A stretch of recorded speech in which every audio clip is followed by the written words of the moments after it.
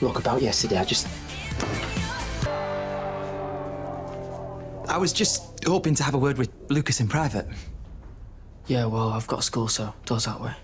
Look, if he's been terrorising the neighbourhood again, I should know. Don't feel like you have to cover for him. No, it's nothing like that. Look, James, I don't want to hold you up for work. I'm sure Lucas can see me out. All right, well, don't be late. When we summoned to another meeting with Mr. Shepherd. Enough on my plate.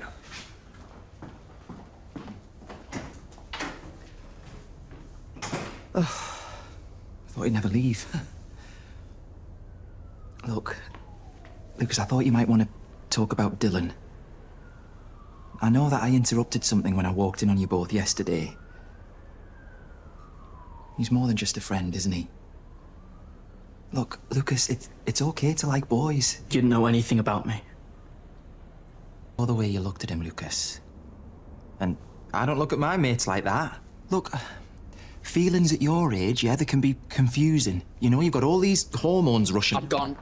Right, well, look, Lucas, if you won't talk to me, then talk to your dad or talk to James. Look, there's nothing to be embarrassed about, okay? We've all been where you are. I'm not like you, I'm not...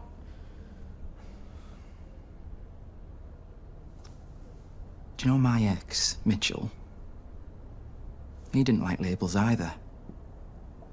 In fact, he could only really be himself when we were on our own together. He was terrified of people finding out who he really was. But I didn't want to be his secret, and, well, it nearly broke us.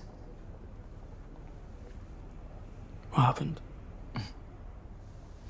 Well, in the end, he found the courage to come out to his family, and we got married.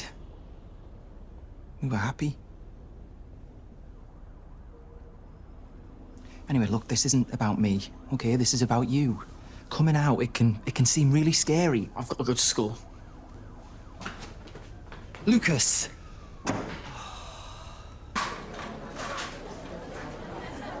How are you? You all right?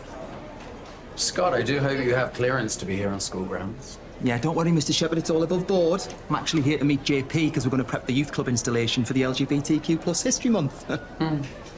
What's going on there? The handiwork of Cordelia Harcourt. Yeah.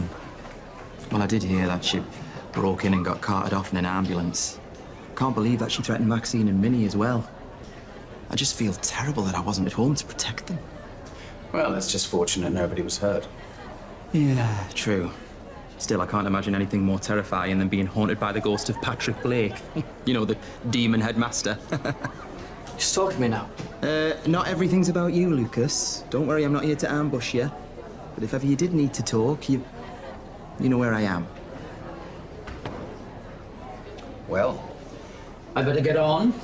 Can't get the staff. Get to class. Hey, is everything okay? How would you know if you're supposed to be more than mates with someone? Well, for me, it's when you can't stop thinking about them. You know, it's like they get in your brain and every little thing reminds you of them. Look, can I give you some advice, yeah? Love doesn't come around that often. So don't let a fear of what other people might think keep you apart.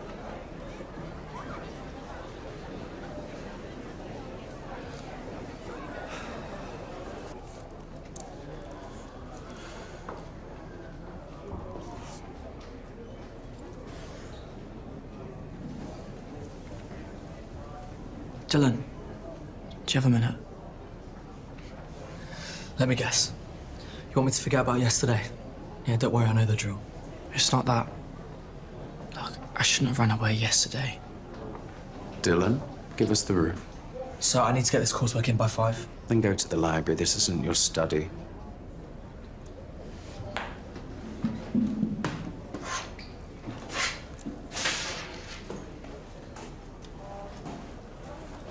You think it might be time for another session, don't you? What you were talking to Scott about. I heard him tell you that you should tell Dillon about your feelings. I would be very wary taking advice from Scott. He has an agenda.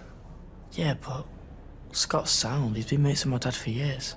And is your dad a very good judge of character? Scott is troubled. It's no secret that he tried to take his own life. I personally believe it's because he wandered too far from the Lord's teachings and couldn't find his way back.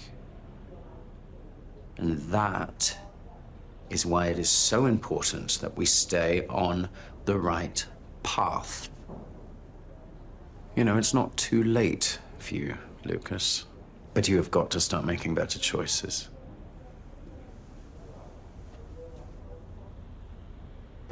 You need to cut off this connection with Dillon. What if somebody had seen you yesterday? Not everyone is as liberal as your parents are. You might have invited unwanted attention. What, you mean I could have got attacked? Yes, it happens. Look at Mr. McQueen, and that happened right on our doorstep. I know. Well, if you're aware of the risks, why are you putting yourself in danger? I'm not. I haven't done anything. People talk. Yeah, but you wouldn't say anything. Of course not. Anything we discuss stays between me and you. And Scott, of course. He wouldn't say anything, would he? I don't think Scott's really known for his discretion, but I'm sure he hasn't told the entire village yet. I've got to go. Well, the bell for class is about to ring. I can't let him tell anyone. Scott!